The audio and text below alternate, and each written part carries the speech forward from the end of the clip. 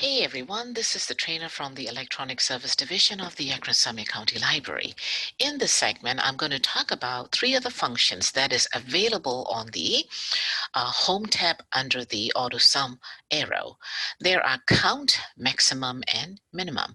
Count numbers meaning if you wanted to count how many cells that has the number in it in a particular column, a particular row, you want to use that count numbers function.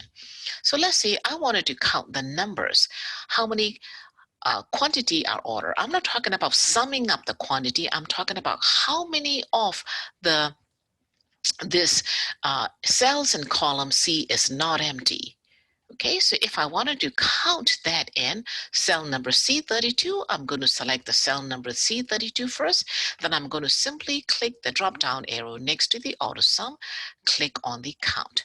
By doing so, I am counting the cell that has numbers in it that are not empty. So I wanted to stop at cell number C30, not C31. C31 is empty. I can simply click at the end of that cell, formula cell, using my backspace button, changing from 1 to 0, and I can hit enter. So there are 27 items, 27 cell that is not blank in it. Now, if I'm going to click anywhere on those number that is not empty, if I hit the delete button, it's going to change the result of it. If I click one more and if I go to hit the delete button, it goes down one number at a time, because according to this count number function, there are two cells that doesn't have the numbers that are empty. Now, if you wanted to undo them, you can click on the undo button one at a time, or if you click the drop down arrow next to the undo, I can do clear twice. I can undo two actions at the same time to get back those two cells that I deleted them. Then I can get back my result. The next one is finding the maximum price and minimum price of a particular column or the particular row. Let's say I wanted to find out the maximum price from the price column, column E. I wanted to find that in this cell number E35.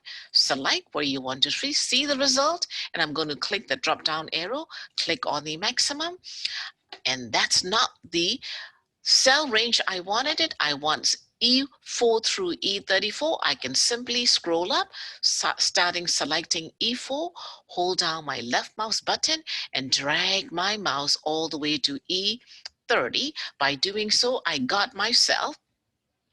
E4 through E30, I'm going to hit enter. I get the maximum price of that column, which is $6.99. If you wanted to visually see that, you can tell the $6.99 is the highest price in this column, which is this one.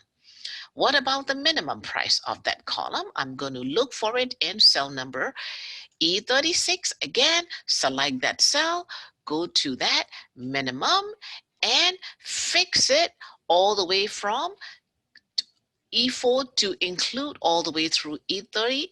I'm going to hold down the left mouse button, drag my mouse. I'm going to stop at E30 and hit enter. When you're done, the minimum price of that column is 49 cents. If you scroll up, you can tell the 49 cents is the lowest number in that particular column.